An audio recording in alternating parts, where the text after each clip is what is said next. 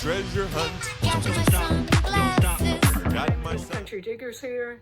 Today we're going to do a history on uranium glass.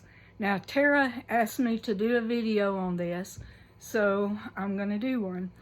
I have a few pieces of uranium glass. I don't have a black light, so I can't show y'all what it looks like under a black light, but it's supposed to glow. Now my family had one, has a black light, and we discovered it was uranium glass by that. Okay, I'll show you the piece. I got a yellow piece right here, which is a kind of depression glass right here, and it's uranium. It's a uranium piece. And I got two medicine bottles right here that is uranium.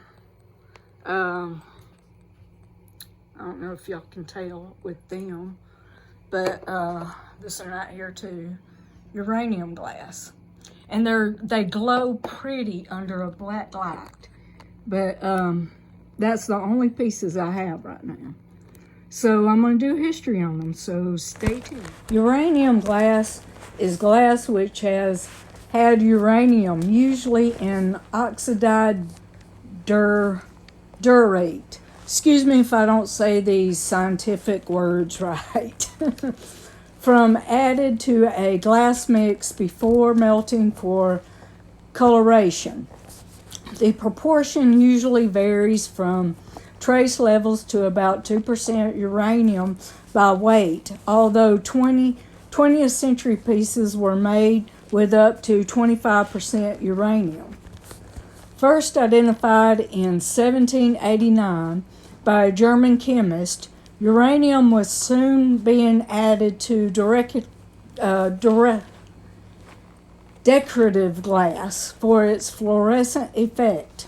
James Powell's Whitefar's Glass Company in London, England, was one of the first to market the glowing glass.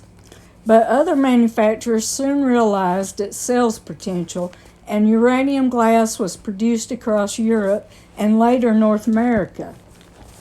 Uranium glass was once made into tableware and household items, but fell out of widespread use when the availability of uranium to most industries was sharply curtailed during the Cold War in the 1940s to 1990s.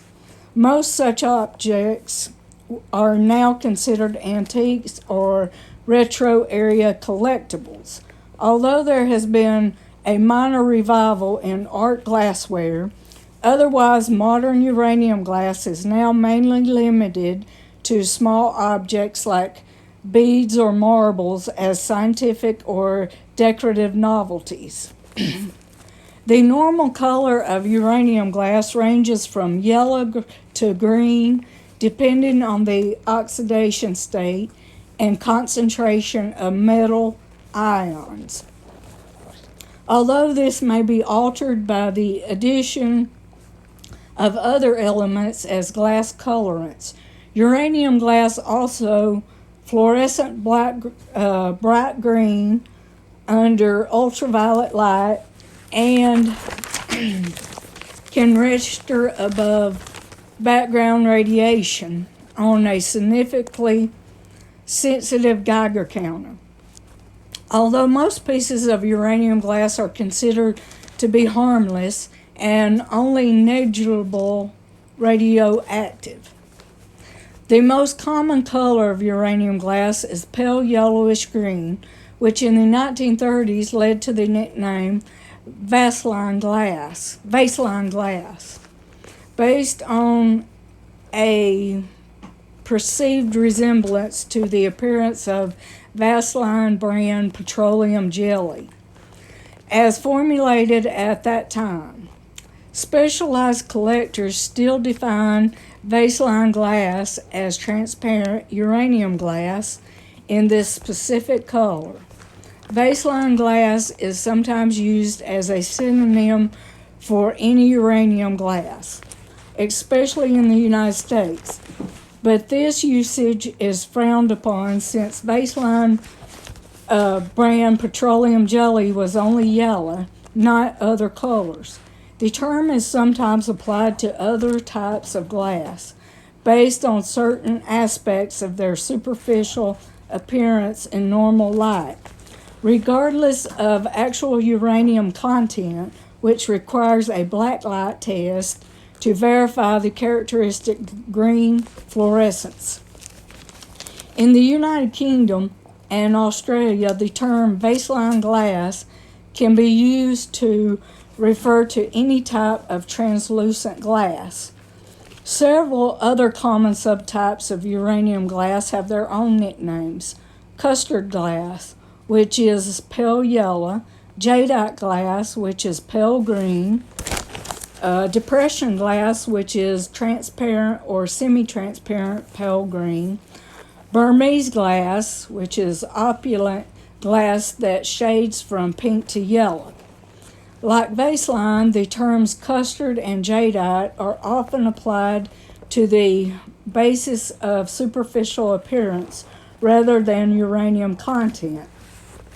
Conversely, depression glass is a general description of any piece of glassware manufactured during the Great Depression, regardless of appearance or formula. The use of uranium glass dates back to at least 79 AD, the date of a mosaic containing yellow glass with 1% uranium oxide found in a Roman villa on Cape Posillipo in the Bay of Naples, Italy. R.T. Gunther of the University of Oxford in 1912, starting in the late Middle Ages, pitch blende was extracted from the Habsburg silver mines in in Bohemia, now the Czech Republic, and was used as a coloring agent in local glassmaking industry. Martin Kalproth, 1743 to 1817, who discovered uranium, later experimented with the use of the element as a glass colorant. Glass fabrication. Uranium glass is used as one of several intermediate glasses, in which is known to scientific glass blowers as a graded seal. This is typically used in glass-to-metal seals, such as tungsten and molybdenum, or nickel-based alloys such as Kovar as an intermediary glass between the metal sealing glass and lower expansion Brossolate glass. Modern production. Uranium glass became popular in the mid-19th century, with its period of greatest popularity from the 1880s to the 1920s. The first major producer of items made of uranium glass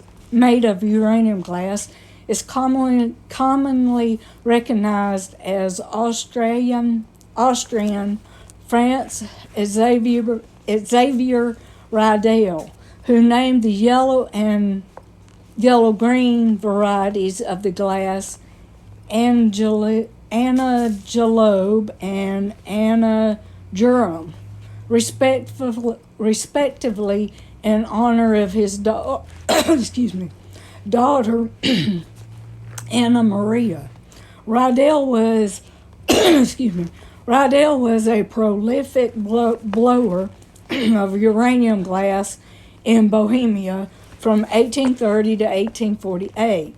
By the 1840s, many other European glassworks began to produce uranium glass items as developed new varieties of uranium glass.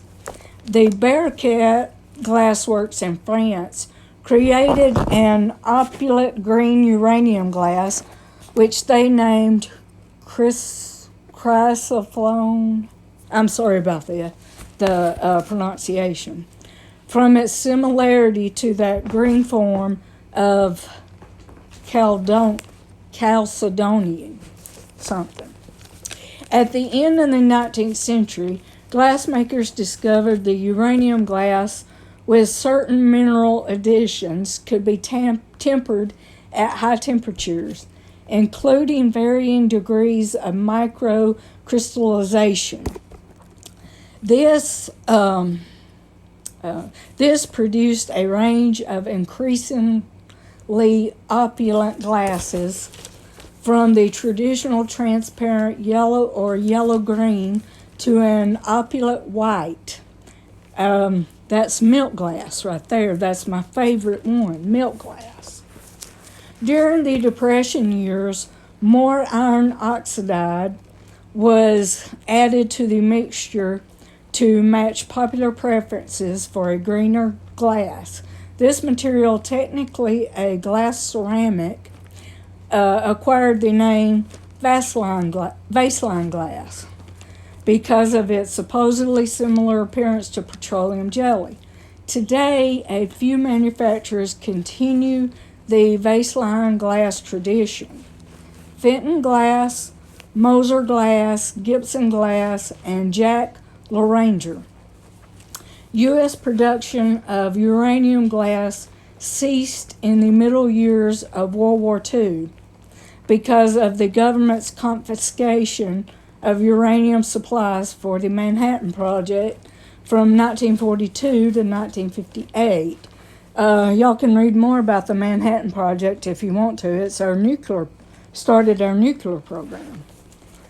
After the restrictions in the U.S. were eased, several firms resumed production of uranium glass, including Fenton and Moser. Although uranium glass was still regulated as a strategic material, following the Cold War, restriction on uranium glass were completely lifted. During this time, many older pieces entered the free market, and new pieces continued to be produced in small quantities into the 2000s. Hope y'all enjoyed. Hope you enjoyed, Tara. And we will see y'all back later. Bye.